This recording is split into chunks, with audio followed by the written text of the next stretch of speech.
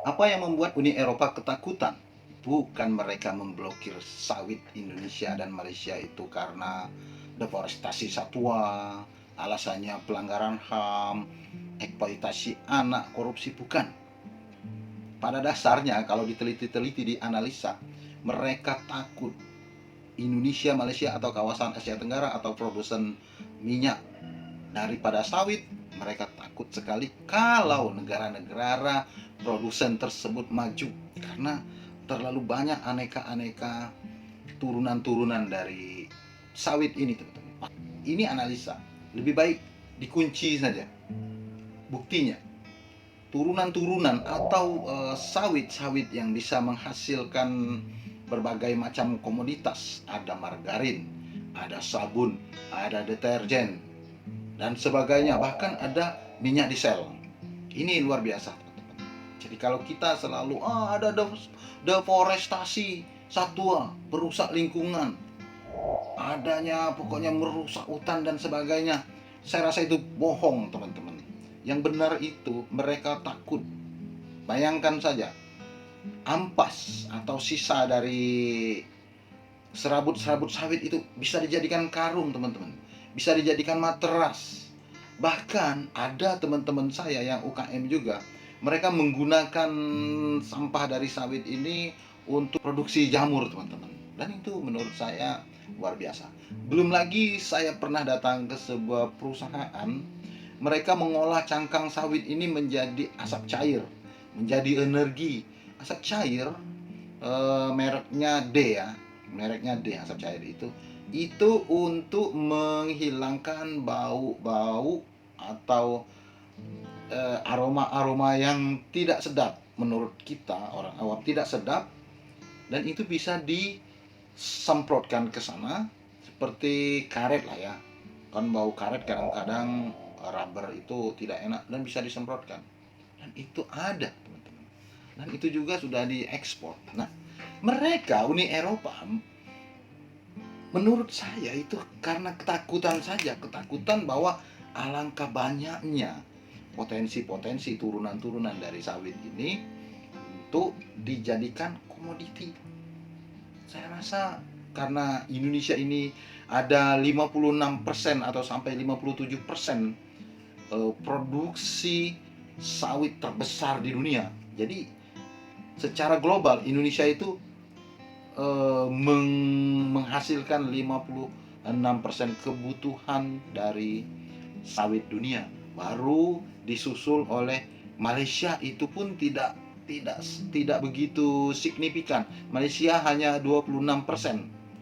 Malaysia bisa menghasilkan 19 juta metrik ton per tahun. Sedangkan Indonesia bisa menghasilkan sekitar 44 juta metrik ton per tahun.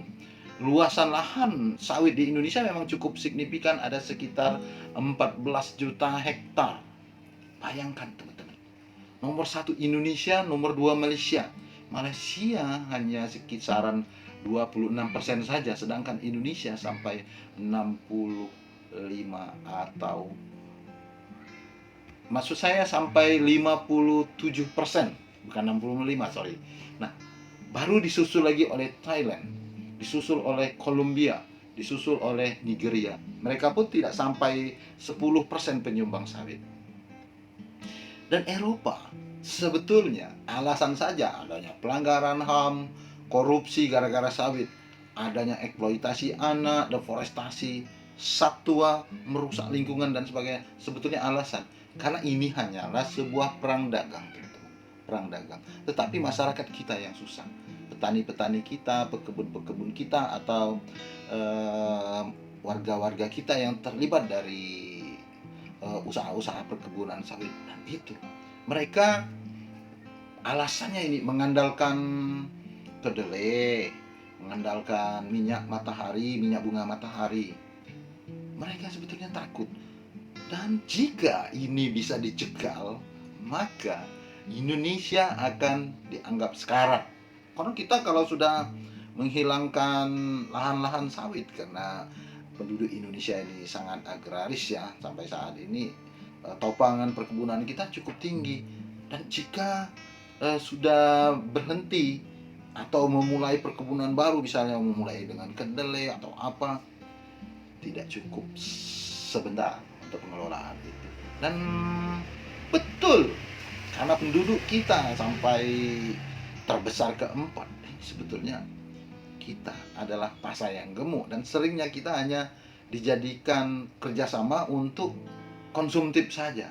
Mereka produksi, kirim ke Indonesia. Ya memang kita punya pasar gemuk yang potensial sehingga gampang. Dan Indonesia menurut saya tidak boleh maju, tidak boleh juga hancur.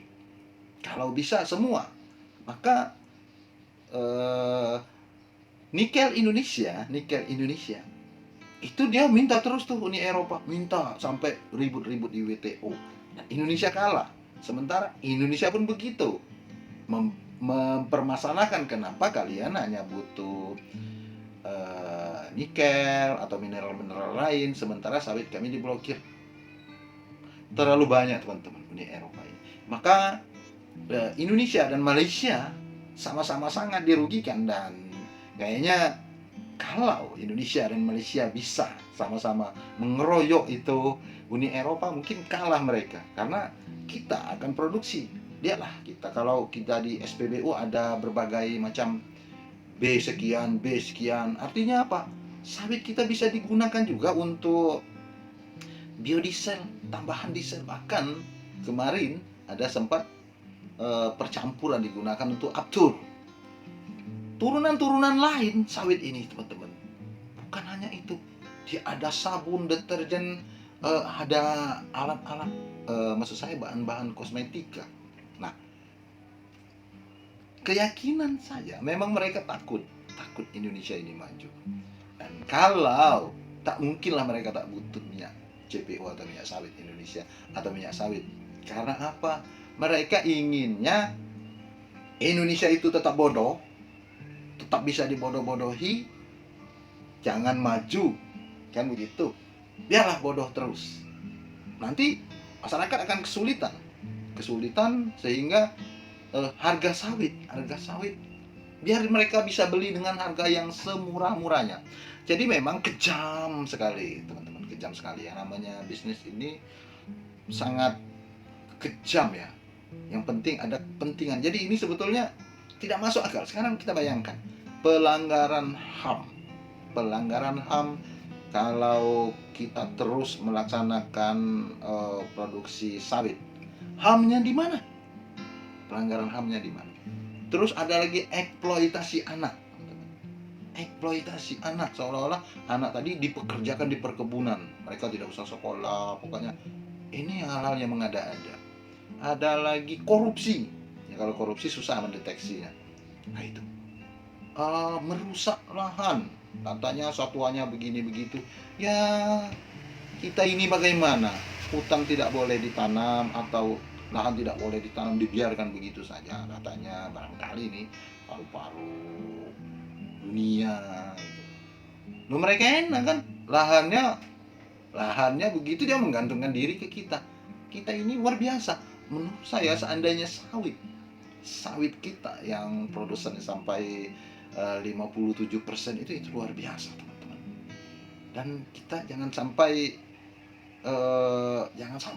maju. Inilah yang menurut mereka. Dan kadang-kala teman-teman, kita selalu melihat kilau Eropa, sementara kita sendiri selalu mengagung-agungkan mereka. Bagaimana yang terjadi? Sebaiknya kita sendiri memiliki komoditas kita. Masih ingat beberapa tahun yang lalu kita sampai ribut kesulitan minyak goreng, teman-teman. Dikemanakan minyak goreng itu? Dikemanakan? Meskipun orangnya sudah ditindak secara hukum. Jadi menurut saya Malaysia dan Indonesia ini bisa saja, atau mungkin telah melakukan perang dagang dengan Eropa. Lihatlah nanti bagaimana yang terjadi. Mudah-mudahan ini bisa membuat kita lebih baik. Ada satu hal lagi teman-teman, kerjaan dunia barat terhadap Indonesia. Ingat IMF, sampai dia masuk, kalau kamu mau minta bantuan dari Indonesia, kami bantu. Tapi satu hal, industri pesawat terbang jangan 1 rupiah pun diberikan atau dibantu, sehingga IPTN, industri pesawat terbang Nusantara kita, terpaksa dihentikan, dan sampai sekarang dia ya sangat sulit untuk bangkit kembali. Karena apa? IMF sampai mengontrol anggaran pendapatan belanja negara kita. Artinya kita didikte. Meskipun pada akhirnya kita sudah tidak mau lagi bekerja sama dengan dengan IMF. Ya, pada zaman SBY konon kabarnya itu sudah dilunasi. Meskipun sampai sekarang ada utang kita di IMF, tapi tidak seberapa. Dan IMF pun ikut menyatakan jangan melakukan hilirisasi nikel. Kirimlah nikel itu. Jadi kita kirim bahan mentah, kita impor lagi dengan berkali-kali lipat. Sama minyak bumi kita kirim, nanti kita impor lagi. Nah, ini seandainya kita bisa memanfaatkan energi kita, sumber daya alam kita, dan kita tidak harus banyak bergantung kepada pihak Eropa, saya rasa kita bisa maju.